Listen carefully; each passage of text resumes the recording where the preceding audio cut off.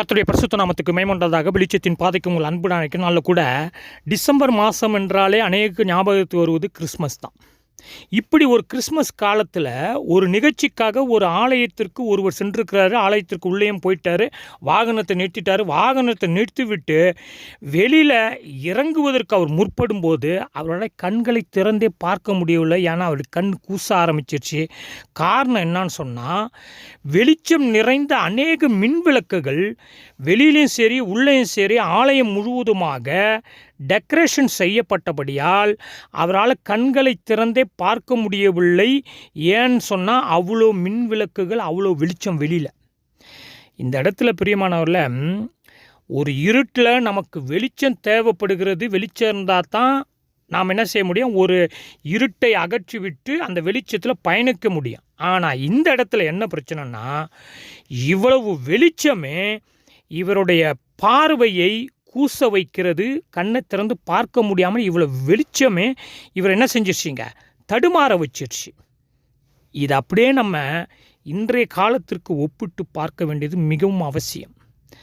இன்றைக்கு வெளிப்புறமான பல காரியங்கள், அது பிரான்ஸ் எடுத்துக்கொண்டாலும் சரி, மற்ற நாடுகள் எடுத்துக்கொண்டாலும் சரி, இந்த கிறிஸ்மஸ் காரியங்கள், வெளிப்புறமான பல காரியங்கள், மின்விளக்குகள், டெக்கரேஷனுங்க, அலங்காரங்க, கிறிஸ்மஸ் ட்ரீ அலங்கரிப்பது, இப்படி. இப்போ நான் கிறிஸ்மஸ் கொண்டாடலாமா கொண்டாடக்கூடாதா அந்த விவாதத்துக்கு போகல. அது வேறு ஒரு சப்ஜெக்டு. டெக்கரேஷன் பண்ணலாமா பண்ணக்கூடாதா அதுவும் ஒரு சப்ஜெக்டு. இதெல்லாம் நான் பல தடவை பேசிட்டேன்.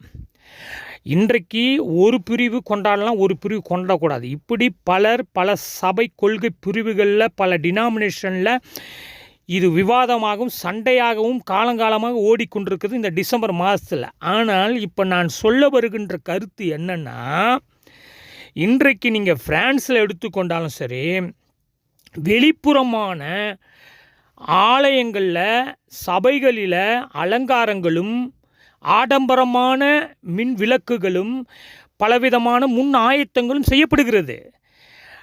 நவம்பர் மாதமே தொடங்கிறாங்க. இன்றைக்கு பிரியமானவர்களே, ஒரு பெரிய கமர்ஷியலாக மாற்றிவிட்டார்கள். காலங்காலமாக வருஷம் போக போக பலவிதமான கமர்ஷியல் நவம்பர் தொடக்கத்திலே வந்து விடுகிறது. டெக்கரேஷன் பொருளுங்க, கிறிஸ்மஸ் ட்ரீங்க, சாக்லேட்டுங்க, இப்படி பல காரியங்கள் 1.5 மாதம் 2 மாதம் முன்னாலே தொடங்கிடுறாங்க. வியாபாரம் செய்கிறவங்களும் சரி, கிறிஸ்தவ அமைப்புகளில் இதை ஆயத்தம் செய்வதற்கும் சரி, ரிகல்ஸ் எடுப்பதுலேருந்து சரி, எல்லாத்துலேருந்தும் சரி. இப்போ நான் பாயிண்ட்டுக்கு வந்துடுறேன். அப்போ இன்றைக்கு இவ்வளவு காரியங்கள் முன்னெடுக்கப்படுகிறது. அலங்காரங்களும் சரி, மின்விளக்குகளும் சரி, டெக்கரேஷனும் சரி, பாடல்களும் சரி, ஆடல்களும் சரி, நாடகங்களும் சரி, எல்லாம்.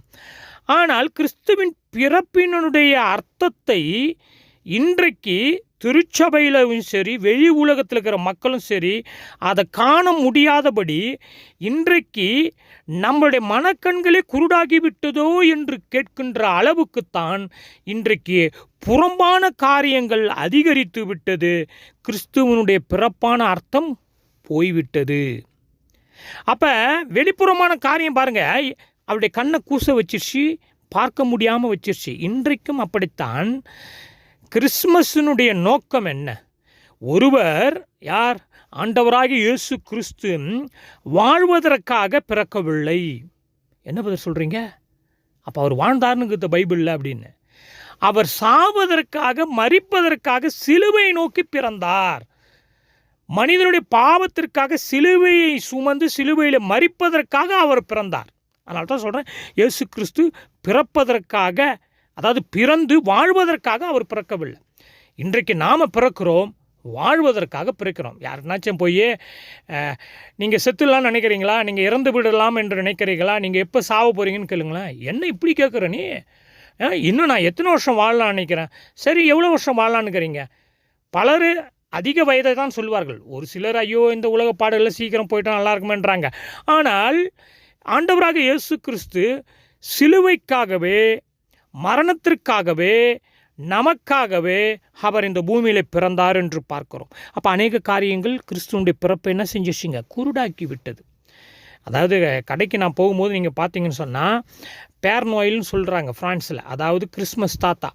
இன்றைக்கு கிறிஸ்மஸ் தாத்தா ஹீரோவாக போய்விட்டார். எங்கே பாடல் எடுத்தாலும் இந்த பேர்னோயில் பாடல் தான், கிறிஸ்மஸ் தாத்தா பாடல் தான் பார்க்க முடிகிறது.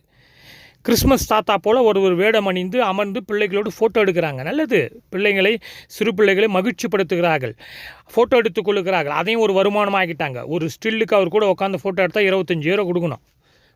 ஒரு 4 ஃபோட்டோ 5 ஃபோட்டோ கொடுப்பாருன்னு வச்சிங்களேன். பல டிசைனில் அவர் கழுவி இன்றைக்கு ஃப்ரான்ஸில் கமர்ஷியலாக ஆகிட்டாங்க. பல பெரிய பெரிய மாலில் ஹாலில் நீங்கள் கடைகளில் போனீங்கன்னா இருக்கும். அப்போ கிறிஸ்மஸ் தாத்தா ஹீரோவாக போய்விட்டார். ஆண்டவராக இயேசு கிறிஸ்து ஜீரோவாக நாமும் சரி உலகமும் சரி பார்த்து கொண்டிருக்கிறது. அப்போ நம்முடைய கண்கள் குருடாகி விட்டது. கிறிஸ்துவனுடைய பிறப்பை அறியாதபடி, அவருடைய வந்த நோக்கத்தை அறியாதபடி. பிரியமானவர்கள, இன்றைக்கு ஒரே ஒரு வசனம் தான், அந்த வசனத்தில் பல முறை பேசிட்டேன். இன்றைக்கு இந்த சம்பவத்தை கூட ஒப்பிட்டு பார்க்க போகிறோம். இயேசு அவனை நோக்கி கேட்குற, உனக்கு நான் என்ன செய்யணும்? மார்க் 10ஆம் அதிகாரம் எல்லாருக்கும் தெரிந்த ஒரு பகுதி தான். அப்போ அவன் என்ன சொல்கிறான்னா, குருடன், ஆண்டவரே நான் பார்வை அடைய வேண்டும். இன்றைக்கு நாமும் கூட கேட்க வேண்டிய ஒரு விண்ணப்பம், ஆண்டவர்கிட்ட இறங்கி கேட்க, ஆண்டவரே நான் பார்வையடைய வேண்டும். என்ன பதில் சொல்கிறீங்க? நம்ம பார்த்துன்னு தானுங்கிறோம்.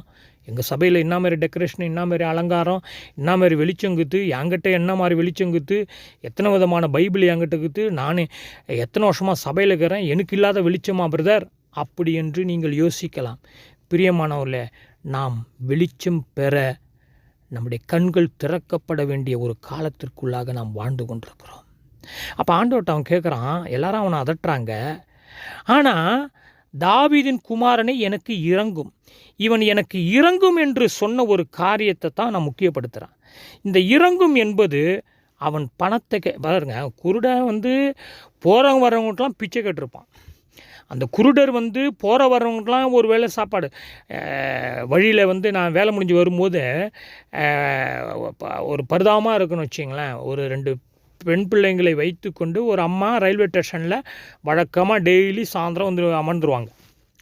அப்போ நான் வேலை முடிச்சுட்டு வரும்போது அவங்களுக்கு காசு கொடுப்பதில்லை. ஏன்னா காசு கொடுத்தா வேறு வழியில் அது ஏதாவது வீணாக்கிடுவாங்க, இல்லை குடிச்சிடுவாங்க, சிகரெட் ஏதாவது பயன்படுத்துகிறான்னு சொல்லிட்டு அவங்களுக்கு உணவு வகைகளை மட்டும்தான் நான் வரும்போது வேலை முடிஞ்சு வீட்டுக்கு போகும்போது கொடுப்பது வழக்கம். சில டைமில் வடை இருந்தால் கூட வடையை கொடுத்துருவோம், சில டைமில் சாப்பாடு இருந்தால் கொடுத்துருவோம், ரொட்டி இருந்தால், பிஸ்கட் இருந்தால், இப்படி அந்த பிள்ளைகளுக்கு கொடுத்து விட்டு வருவது வழக்கம். இப்போ இவருக்கு அங்கே போகிற வரவங்களாம் அப்படி தான் கொடுத்துருக்கணும். ஒன்று சாப்பாடை கொடுத்துருக்கணும், காசை கொடுத்துருக்கணும், துணியை கொடுத்துருக்கணும், ஏதாவது கொடுத்துருப்பார்கள் வைத்துக்கொள்வோமே. இப்போ இவன் ஆண்டவர்கிட்ட அதே மாதிரி காசு அவன் எதிர்பார்க்கல, உணவை எதிர்பார்க்கல, உடையை எதிர்பார்க்கல, தங்குற இடத்த கூட அவன் கேட்கல. அவன் என்ன கேட்குறான்? ஆண்டவரே நான் பார்வை அடைய வேண்டும். ஏன்னா அவனுடைய நோக்கம் என்னவாக இருந்ததுன்னா, பணம் எனக்கு பிரச்சனை இல்லை, பணம் யார் வேணுமே கொடுத்துட்டு போயிடலாம். உணவு எனக்கு பிரச்சனை இல்லை, எப்படியாவது சம்பாரித்து உணவு கூட பெற்றுக்கொள்வேன், தங்குற இடத்த கூட நான் பெற்றுக்கொள்வேன். ஆனால் எனக்கு பார்வை தான் ரொம்ப முக்கியம். ஏன்னா பணம் கூட யாருக்குனாச்சும் வாங்கிடுவேன், உணவை கூட யாருக்குனாச்சும் வாங்கிடுவேன், இல்லை இடத்தும் கூட எங்கனாச்சும் அப்படி தங்கிட்டு போயிடுவேன். ஆண்டவரே மற்றவங்க மூலயமா கூட பெற்றுக்கொள்வேன், நானும் கூட பெற்றுக்கொள்வேன், அதை எப்படியா முயற்சிப்படியா. ஆனால் கண் பார்வையை நான் யாருக்கிட்ட போய் பெற்றுக்கொள்ள முடியும்? யார் எனக்கு கண் பார்வை கொடுப்பார்கள்? நான் வழியில் டெய்லி பிச்சை எடுக்கும்போது யாருமே எனக்கு கண் பார்வை கொடுக்க தகுதியும் இல்லை, திராணியும் இல்லை, வல்லமையும் இல்லையே. யார் எனக்கு கண் பார்வை கொடுப்பாங்க?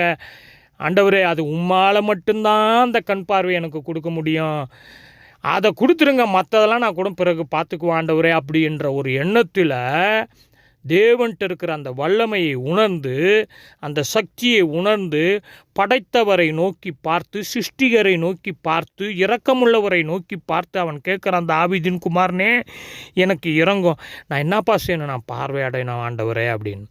இன்றைக்கு பிரியமானவர்கள, இந்த உலகத்தில் அறிவை பெற்றுக்கொள்ள முடியும், பட்டத்தை பெற்றுக்கொள்ள முடியும், உலக ஞானத்தை பெற்றுக்கொள்ள முடியும், வருமானத்தை பெற்றுக்கொள்ள முடியும், வேலையை பெற்றுக்கொள்ள முடியும். ஆனால் எல்லாம் தேவ கிருபையில் கிடைக்கிறது நல்லது. ஆனால் பாவத்தை உணர்வடைந்து, பாவத்திலிருந்து விடுதலையாகி, பாவத்தை செய்யாதபடி நம்முடைய கண்கள் எப்பொழுதுமே கிறிஸ்துவின் பிறப்பையும், கிறிஸ்துவின் மரணத்தையும், கிறிஸ்துவின் உயிர்ப்பையும், கிறிஸ்துவின் 2ஆம் வருகையும் உணரும்படியாக நம்முடைய கண்கள் திறக்கப்பட வேண்டும். நம்முடைய கண்களில் வெளிச்சம் உண்டாக வேண்டும். வேலைக்கிழமை ஜெபத்துக்கு நான் போனபொழுது அன்றைக்கு ஒரு சிந்தனை. அப்போ ஊழியர் சொல்கிறாரு, ஒரே ஒரு வசனம்தான், தேவனுடைய வார்த்தை, தேவனுடைய வசனம் நம்முடைய கால்களுக்கு தீபமாக வெளிச்சமாக கற்று, இதை வச்சு உங்களுடைய கருத்துக்களை பகிர்ந்து கொள்ளுங்கன்றாரு ஜெபம் ஆரம்பிக்கணும். அப்போ ஒவ்வொருத்தவங்களும் ஒரு கருத்தை சொன்னாங்க. அப்போ நான் சொன்னேன், உண்மையாலுமே இந்த உலகத்தில் நம்மளுடைய பாதைக்கு இன்றைக்கி ஜிபிஎஸ்லாம் வந்து போச்சு, வழியை தேடி கண்டுபிடிச்சின்னு போயிடலாம். ஆனால் எந்த ஜிபிஎஸ் இருக்குது பரலோகத்துக்கு போவதற்கு? எந்த ஜிபிஎஸ் இருக்கிறது நம்ம சரியான வழியில் நடப்பதற்கு? எந்த ஜிபிஎஸ் கருவி இருக்கிறது நாம் பரிசுத்தத்தை நோக்கி ஓடுவதற்கு? எந்த ஜிபிஎஸ் கருவியும் எந்த விஞ்ஞானியாலும் படைக்க முடியாது பிரியமானவர்களை. பரிசுத்தத்தை நோக்கியும் பாவ விமர்சனத்தை நோக்கியும் சரியான வாழ்க்கையின் பாதையை நோக்கியும் போவதற்கு எந்த ஒரு ஜிபிஎஸ் கருவியும் இனி யாராலையும் கண்டுபிடிக்க முடியாது. ஆண்டவராகிய இயேசு கிறிஸ்து மாத்திரமே உனக்கும் எனக்கும் பாதை, வழி, வெளிச்சம், பரலோகத்தை நோக்கி போவ, பரிசுத்தத்தை நோக்கி போவ, பாவ மன்னிப்பை பெற்றுக்கொள்ள, பாவத்திலிருந்து விடுதலையாக. அப்போ இவர் கேட்குறாரு, பார்வையடையணும்.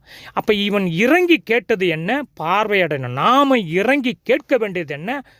பணத்தை கொடு, இதை கொடு, அதை கொடு, இதை கொடுன்னு சொல்லிவிட்டு இங்கே அங்கே ஓடி, இவர்கிட்ட ஓடி, அவர்கிட்ட ஓடி, இந்த கடிதம் போட்டு அந்த கடிதம் போட்டு, இவர்கிட்ட போய் தலையை கொடுத்து, அவர்கிட்ட போய் தலையை கொடுத்து, எனக்கு ஜெபிங்க, உனக்கு ஜெபிங்க, அப்படி இப்படின்னு சொல்லி வரிசையில் நின்று அது எல்லாத்தையும் நிறுத்தி வைங்க, ஓரங்கட்டி வைங்க.